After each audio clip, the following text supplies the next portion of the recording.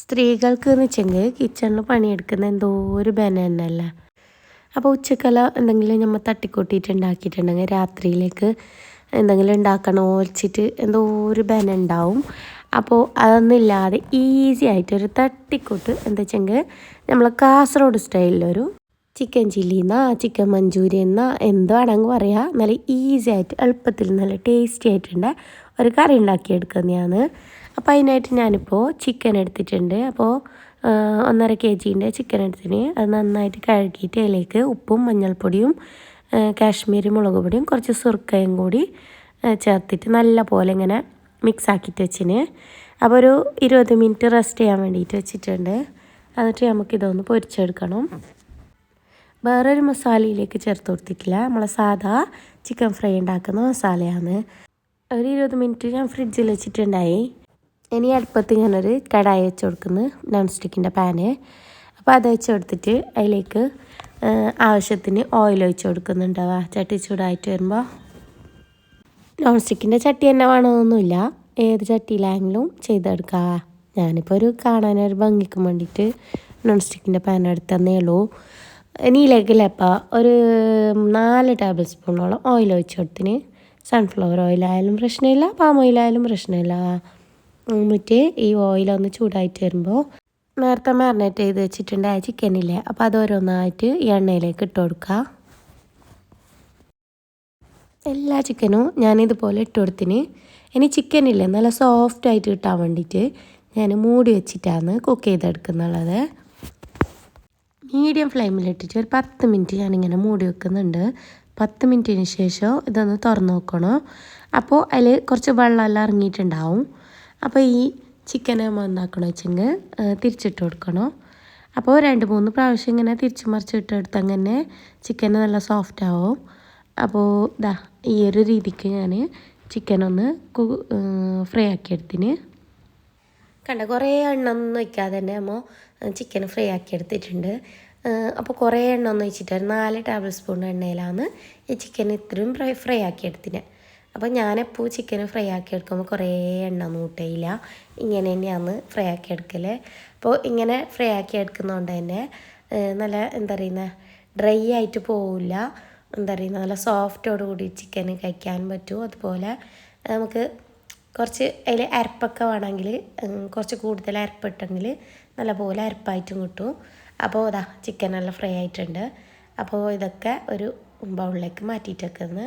എന്നിട്ടായിട്ട് ഈ ഓയിലിൽ തന്നെ കുറച്ച് ഓയിൽ ബാക്കിയിട്ടുണ്ടാവും, ആ ഓയിലിലേക്ക് വീണ്ടും കുറച്ച് ഓയിൽ നമുക്ക് ചേർത്ത് കൊടുക്കണം. അപ്പം ഞാൻ ഇതിലേക്ക് എടുത്തിട്ടുള്ളത് ഒരു 2 മീഡിയം സൈസിലുള്ള സവാള, ഒരു മീഡിയം സൈസിലുള്ള ക്യാപ്സിക്കം, പിന്നെ കുറച്ച് കറിവേപ്പില, കുറച്ച് എന്താ പറയുന്നത് 2 പച്ചമുളക്, കുറച്ച് മല്ലിയില, ഇത്രയും കൂടി എടുത്തിട്ടുണ്ട്. ഇനി ഈ പാനിലേക്ക് തന്നെ നമ്മൾ നേരത്തെ ഓയിലുണ്ടായ ആ പാനിലേക്ക് തന്നെ കുറച്ച് ഓയിലും കൂടി ഒഴിച്ച് കൊടുക്കുക. ഒരു 5 ടേബിൾ സ്പൂൺ ഓയിൽ ഒഴിച്ച് കൊടുത്തിന്. എന്നിട്ട് ഈ ഓയിലൊന്ന് നല്ലപോലെ ചൂടായിട്ട് വരുമ്പോൾ സവാള ഇട്ട് കൊടുക്കുന്ന നീരുള്ളി ക്യൂബായിട്ട് കട്ടാക്കിയിട്ടെടുത്തിന്. എന്താ പറയുന്നത് ചെറുങ്ങനല്ല, നോക്കിയേ ഈ ഒരു രീതിയിൽ ക്യൂബായിട്ടാണ്. പിന്നെ ബെൽങ്ങനെയല്ല, നമ്മൾ റെസ്റ്റോറൻറ്റിലെല്ലാം കിട്ടുന്ന ആ ഒരു രീതിക്കല്ല, അതിനേക്കാളും കുറച്ച് ചെറുതായിട്ട്. അപ്പോൾ മക്കളെല്ലാം കഴിക്കുമല്ലോ എന്ന് വെച്ചിട്ട് കുറച്ച് ചെറുതാക്കിയിട്ടെടുത്തതാണ്. അപ്പോൾ എല്ലാം കൂടി ഇട്ടിട്ട് നല്ല പോലെ ഒന്ന് മൂപ്പിച്ചെടുക്കുക. അപ്പോൾ ഒരു മീഡിയം ഫ്ലെയിമിൽ വെച്ചിട്ട് ഇങ്ങനെ നല്ല പോലെ ഒന്ന് മൂപ്പിച്ചെടുക്കുന്നുണ്ട്. പെട്ടെന്ന് മൂത്ത് കിട്ടാൻ വേണ്ടിയിട്ട് കുറച്ച് ഉപ്പിട്ട് കൊടുക്കുന്നുണ്ട്. അപ്പോൾ ഉള്ളി എപ്പോഴും പെട്ടെന്ന് വാടിയിട്ട് കിട്ടാൻ വേണ്ടിയിട്ട് എല്ലാവരും കുറച്ച് ഉപ്പിട്ട് കൊടുക്കുന്നുണ്ട്. അപ്പോൾ ആ ഒരു ടിപ്പ് ഞാൻ എപ്പോഴും ചെയ്യാറുണ്ട്. അപ്പോൾ നല്ല പോലെ ഉള്ളി ഈ ഒരു രീതിക്ക് മൂത്ത് വന്നിട്ടുണ്ട്. അപ്പോൾ നല്ല പോലെ മൂത്തിട്ടൊന്നും വരണ്ട, ഈ ഒരു രീതിക്ക് മൂത്തിട്ട് വന്നാൽ മതി. അപ്പോൾ കറണ്ട് പോയി, അങ്ങനെ ലൈറ്റും പോയി. അപ്പോൾ നല്ല പോലെ ഇതുപോലെ മൂത്ത് വരുമ്പോൾ ഇതിലേക്ക് 2 പച്ചമുളകും കറിവേപ്പിലയും കൂടി ചേർത്ത് കൊടുക്കുന്നുണ്ട്.